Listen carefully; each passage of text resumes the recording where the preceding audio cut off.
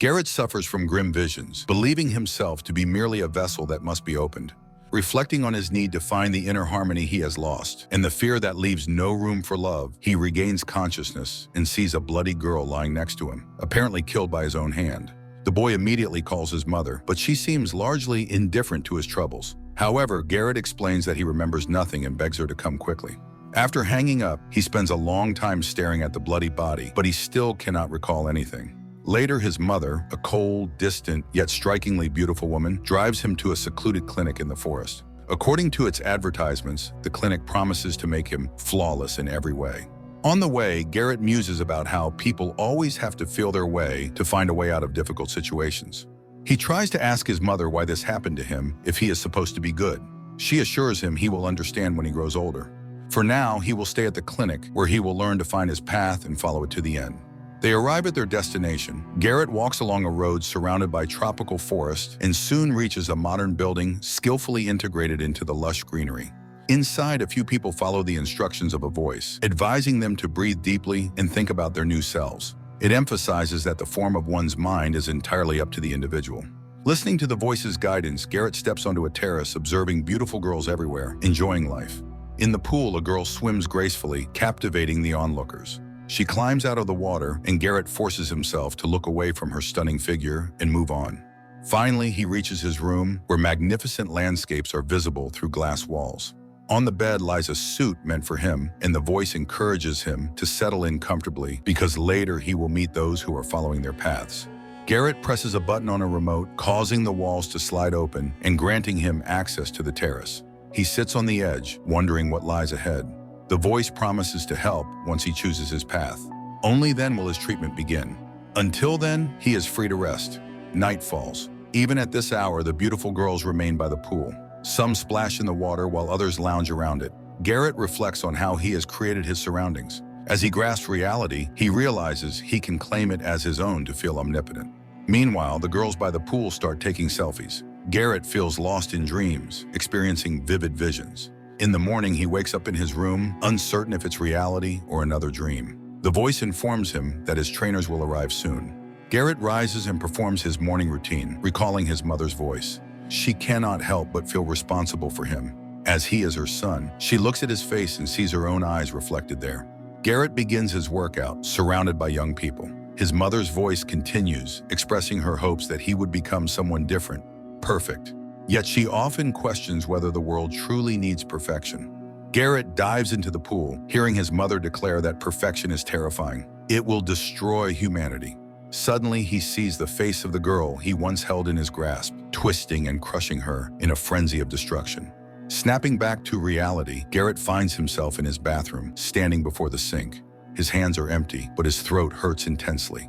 The voice asks him to explain what happened, but he has no answer.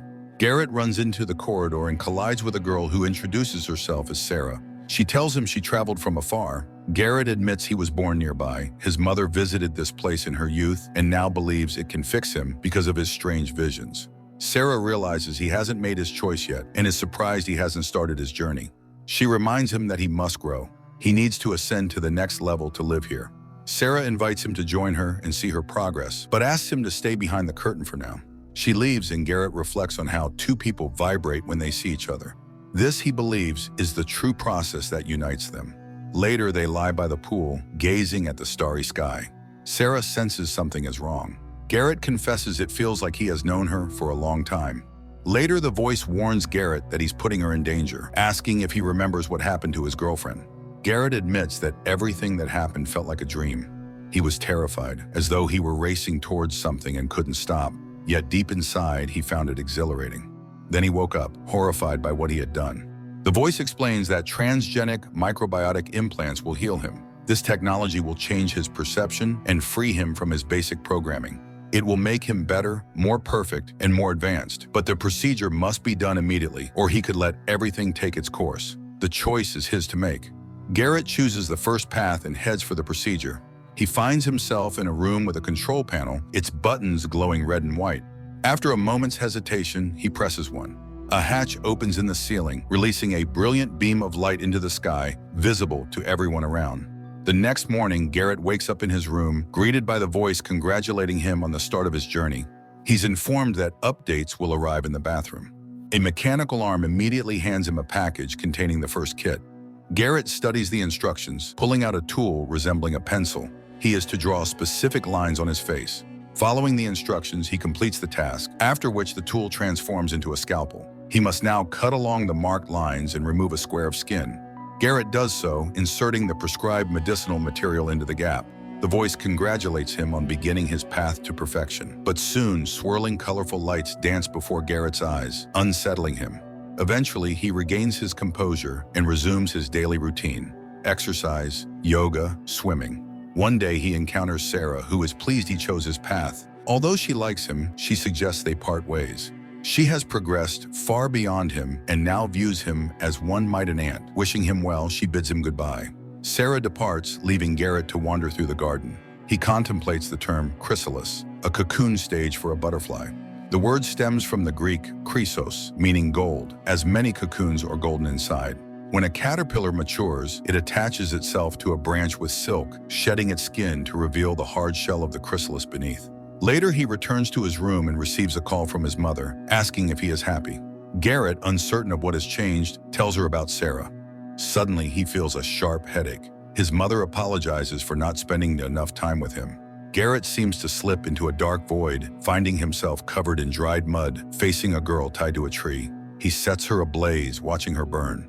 Garrett snaps back to reality, lying on the floor. A signal for a new procedure beckons him. Once again, he carves a square into his face, removes the skin, and inserts the healing material. He experiences visions, with a young man at their center. Garrett wonders, is this figure him, an adversary, a rival? The path forward is clear. He must delve into himself. This figure, it seems, will guide him back to his true self. Garrett continues his regimen alongside other young people. With each session, more of his skin is replaced by the healing material. Over time, Garrett begins to reflect on love, realizing it cannot exist without another person, a reflection of himself.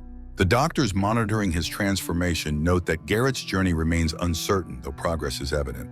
Dr. Price eventually decides it's time for the next phase. Garrett's body is now fully inscribed with laser-etched lines across his shaved skin.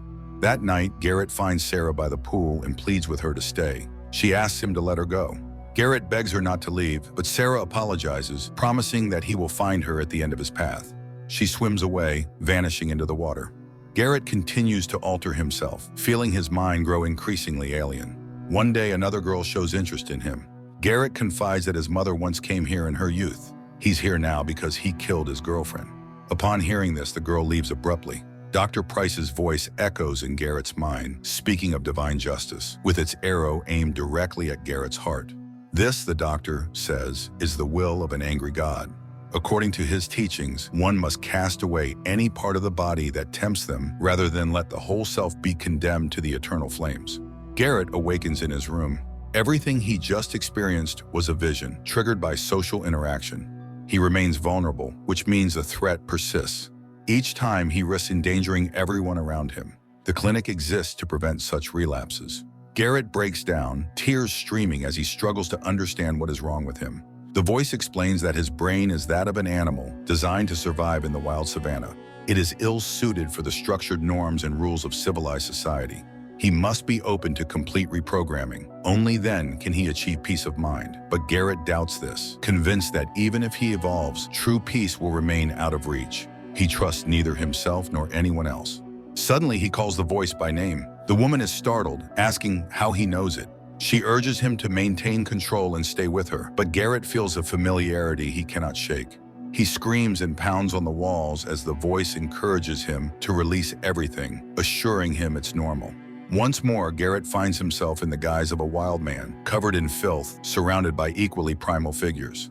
He watches as a young girl ascends the steps of a pyramid, walking toward masked priests in her impending doom. Agonized, Garrett doubles over, screaming for the treatment to continue. He has not yet cleansed himself. The voice warns that unless he embraces the change, he will be placed under restraint for the safety of others. There is one final level, a stage few can endure. In Garrett's case, an exception must be made. Desperate, he pleads for the process to continue. The observing doctors doubt he can see it through. Dr. Price steps in, deciding to speak with Garrett directly. Commanding him to stand, Price reveals the truth about his mother. He founded the clinic and once treated her. They fell in love, and he is Garrett's father. There is nothing inherently wrong with Garrett. Price admits to his own mistakes, but assures him that Garrett was never one of them. Instead, he has been a victim of others' misguided decisions. Now his parents accept responsibility and promise to take care of him. Price offers his help. He instructs Garrett to lie down, preparing to insert the final piece of healing material, one that will make him truly whole. Price cuts into Garrett's chest, placing the cube inside.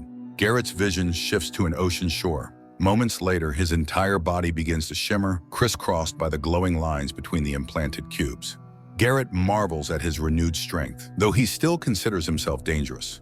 Price offers to take him to the source, their creator.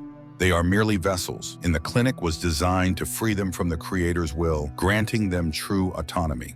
To achieve this, Garrett must look within. Price seats him, instructing him to close his eyes and focus on his breath. A sphere of energy descending his spine, then rising to his head. Garrett concentrates, envisioning the ocean as the world around him flickers and transforms. Suddenly, Price's assistant interrupts, reporting signs of rejection. They must stop immediately, as Garrett isn't responding to the treatment. Garrett finds himself once again in a primal forest, where he discovers a living infant and begins to devour it. Price demands he continue, insisting that this is the path to healing. Price recalls the day he first saw his son and fled to this hidden place, believing Garrett had destroyed his reality. The first step was to accept that perhaps they were nothing, mere projections of wounded pride and fractured minds. Trapped in the grasp of societal infection, they lose themselves, torn apart by the teeth of infernal beasts. They must reboot their old system and create something worth dying for. Garrett laments his life's lack of authenticity, mistaking that absence for strength. The problem with truth, he says, is that once known, it cannot be forgotten. As they discuss, a young woman walks through the empty corridors of the clinic. She steps onto the terrace where Price cradles a deformed infant, the true Garrett. Garrett's parents did everything to keep him in his world, but now he sees himself through others' eyes. His mother urges him to breathe life anew. Sarah is now part of him. Like a wave returning to the shore, Garrett will rise again. There will be no more growth because he is finally home. This stylish narrative layers its philosophy with an unsettling exploration of mental instability, probing the delicate boundary between a lost soul and the edge of madness. However, patience is required to unravel its meaning fully, leaving viewers to ponder, what is the real message?